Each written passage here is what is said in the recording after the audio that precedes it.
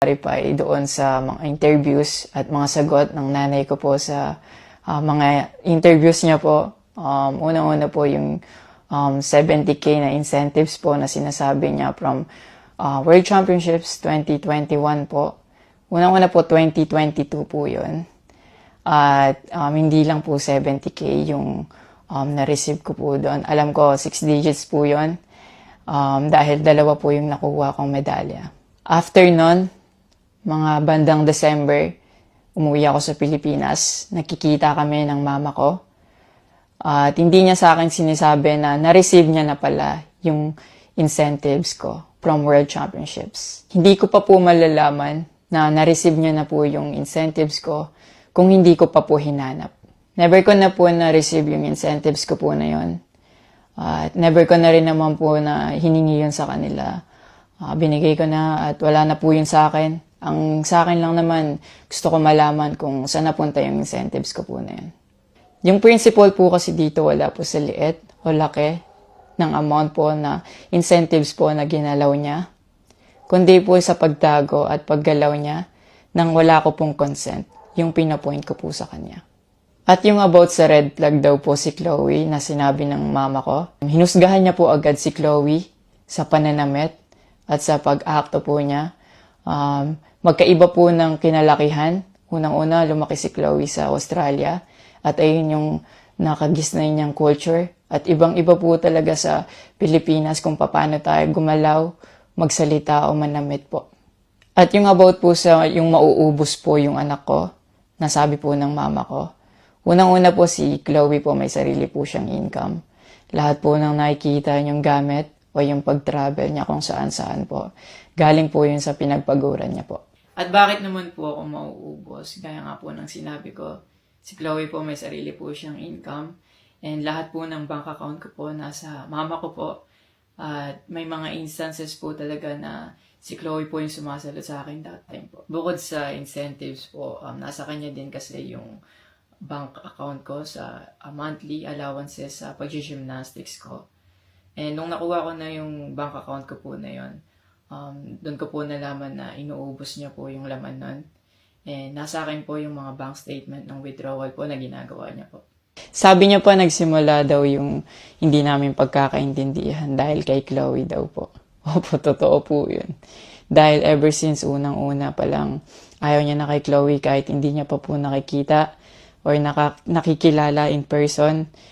And mas nagkalabuan po kami nung naglagay po ako ng boundaries sa relationship ko. Kasi pinaglaban ko po si Chloe dahil gusto ko po siya. Yung about sa training camp na kinikwento niya na si Chloe dapat wala na daw doon, sabi ng former coach ko pagdating nung dalawang magti-training camp doon.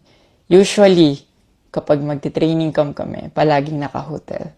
And miscommunicated yun na doon pala sila sa akin na mag-i-stay. Hindi rin totoo na pagpunta nila doon, nung dalawang bata, dapat wala na si Chloe kasi sabay-sabay silang pumunta doon. Actually, nagulat pa yung former coach ko kasi nandun si Chloe. Minelcome naman namin sila talaga. Nag-prepare kami para sa kanila. So, hindi ko alam kung bakit ganun yung mga sinasabi niya. At yung sinasabi niya po na yung dalawang bata po dahil si Chloe yan doon, yung nakabalandra daw yung puwet po. Bilang nakakatandang kapatid po, bilang boyfriend ni Chloe po, at bilang ate at kuya po, kami po aalagaan po namin sila. Hindi namin po gagawin yung mga iniisip niya na gano'n. Ang dumi niya mag-isip at hindi appropriate yon para sa akin at disrespectful yon actually sa akin and kay Chloe po. And yung sinasabi niya na so dapat wala daw pong outsider or guest po doon sa apartment ko po. Di din po yung totoo kasi wala naman pong naka-indicate or nakalagay sa contract na bawal yung guest or outsider sa loob po ng apartment po. And actually, invited po si Chloe ng former coach ko from Japan nung SEA Games pa lang po sa Vietnam. So, sinabihan kami na invite mo na lang si Chloe sa Japan and doon kayo mag-hangout. Sabi niya pa na feeling niya daw nilalayo ako ni Chloe sa kanila. Unang-una po yun, months before nun, kasi uuwi ako parang 3 days yun. Sinabihan ko na sila na mag-i-spend time ako kay Chloe. Nagpunta kami sa Baguio. Sinama ko si Chloe, nag-spend time kami. Nakikipaghalubilo naman po kami, hindi naman ako nilalayo ni Chloe.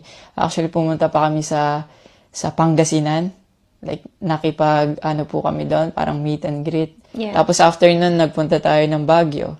And then, ikaw pa nga nag-aya na yung sa bike. Yeah, nag-bike Because we didn't tayo. know what to do Yeah.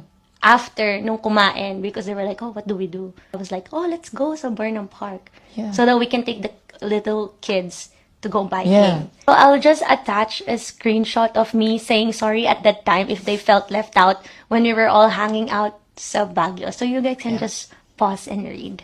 Actually, nagkita po yung mama ko and yung family ni Chloe twice po.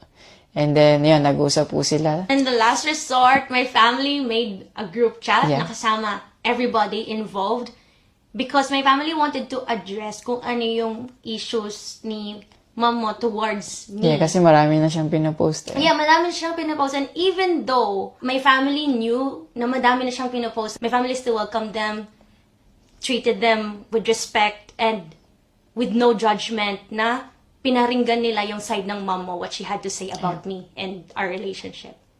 And then, after the group chat, she left, Yeah. your mom left, and wala siyang narinig anything from my family. May recent interview po kayo na kinakongratulate niyo po ako.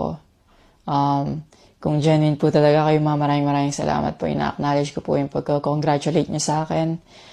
Pero nagpa-flashback pa rin po talaga yung masasakit yung sinabi sa akin at yung mga hindi nyo pag-wish well sa akin. Like, tumatatak po yun sa akin talaga. Ang message ko po sa inyo na mag-heal kayo, mag-move on. At napatawad ko na kayo long time ago po. Pinagpipray ko na maging safe kayo palagi at nasa maayos kayong kalagayan dyan lahat. Tigilan na po natin to at i-celebrate na lang po natin yung mga ginawa po ng paghihirap, pagsasakripisyo ng bawat atletang Pilipino dito sa Olympics. May mga gusto lang po akong i-clarify doon sa mga interviews at mga sagot ng nanay ko po sa mga interviews niya po. Unang-una po yung 70K na incentives po na sinasabi niya from World Championships